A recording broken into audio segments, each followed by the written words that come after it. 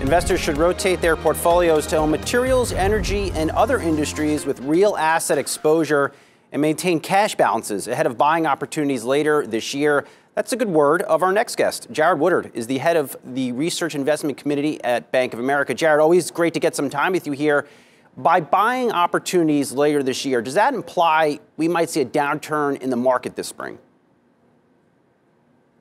Yes, where our view has been that investors should maintain higher cash balances this year because we do expect more volatility this year. The Federal Reserve is raising interest rates with multiple 50 basis point hikes coming this summer.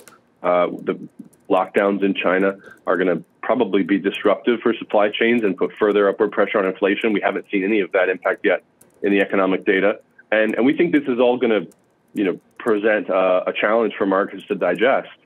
And so we've been suggesting that investors should hold higher cash balances than normal so that they have the buying power available, the opportunity and dry powder, able to take advantage of market dislocations. That's the number one point that we've been maintaining, that people be ready to take action rather than be caught flat-footed. I think the more interesting question is, where do you move when the opportunities come up? And as you suggested, some of the sectors we're focused on now are much different from where investors have been positioning for the past several decades.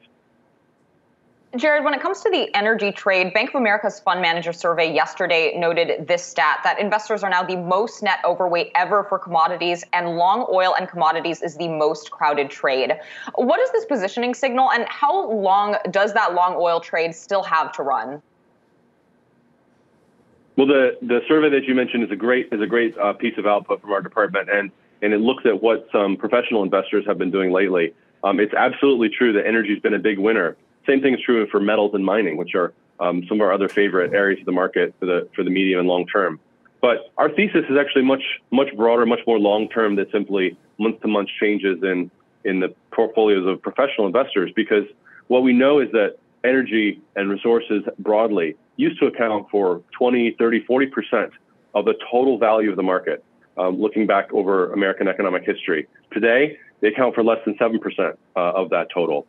And our thesis is that whether it's resource independence, decarbonization, any of the big policy goals across the political spectrum that are gaining focus today, that these are going to require massive new investments in capacity, both for energy and for metals and mining.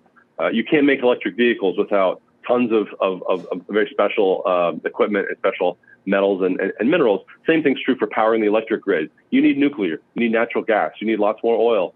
And none of these investments have been made in the last 5 years. There's a huge catch-up trade to be done here. And we think that this is going to mark a secular shift with much more upside for both energy and for materials. Jared, do you go into clean energy ETFs? We actually downgraded clean energy ETFs this week from a favorable view to a neutral view. We think that these are massively still overpositioned. The policy catalyst is gone. A lot of people were hoping that the Build Back Better agenda would mean much more upside for clean energy stocks. That's not going to happen. And the valuation is incredibly expensive. I mean, think about it this way. A clean energy company has to bring in tons of raw inputs to do whatever it does, solar panels, electric vehicle batteries, or whatever. Those stocks, those clean energy stocks, are trading at 38 times earnings across our ETF model. If you look at the inputs that they all depend on that are really scarce, those metals and mining ETFs, XME, for example, is our top ETF pick there. These are trading more like 8, 10, 12 times earnings. They're absolutely essential, huge scarcity there, but deep value trade. Given the potential for a policy shift in the future, we think that these raw input equities are much more attractive. They generate free cash flow today, which gives you a kind of moat of safety. They're also valued better, so you're less vulnerable in case of a big retrenchment from the market.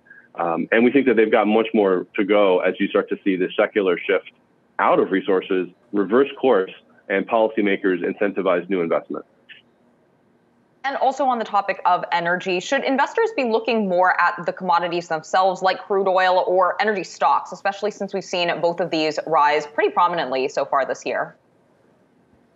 Yeah, I love this question because it's very intuitive to think commodity prices are high, they might have to stay high, just invest directly in the commodities themselves. We did a study on this, and what we found is that since 1970, investing in the equities of commodity companies, energy producers, materials, and miners, has returned about 12% a year on average. If you invested in the commodities directly, whether it's in futures or some kind of managed strategy, the average return was more like 7% a year.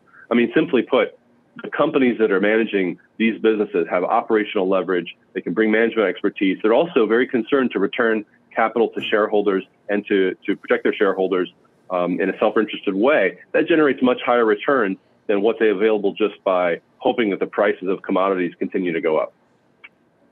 All right, we'll leave it there. Jared Woodard, the head of the Research Investment Committee at Bank of America. Always good to see you. Have a good rest of the week. Thanks.